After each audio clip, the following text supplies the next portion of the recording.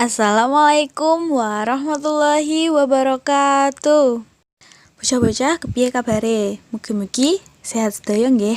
Amin.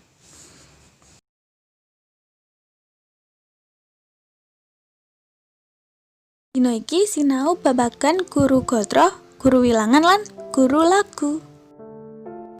Guru gatra yaiku cacahe larek saben sapada. Guru wilangan yaiku cacahing wanda ing saben sagatra. Guru lagu yaiku tibaning swara ing saben pungkasane gatra.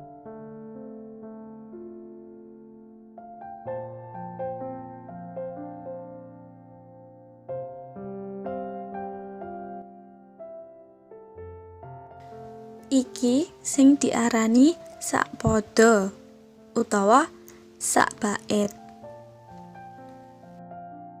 Guru gatra yakuwi cacahing larek saben sapada. Pirang larek? Ana 1, 2, 3, 4, 5, 6. Berarti ana 6 larek.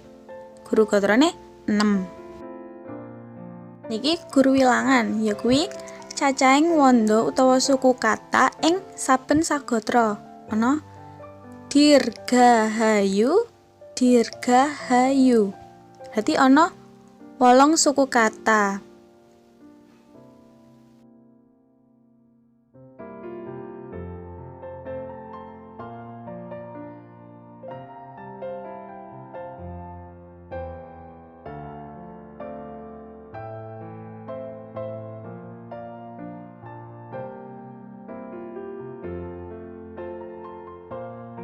Gatra kesiji ana 8 suku kata, gatra keloro 8 suku kata, lan sapiturute.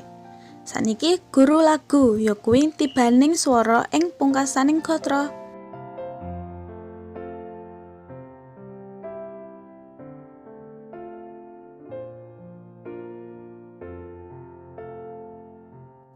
Menawa sing ditakokne kuwi guru wilangan lan guru lagune, berarti nulise 8 u 8 i 8 a 8 i 8 a 8 i. Tulodo meneh, berarti guru lagune sing iki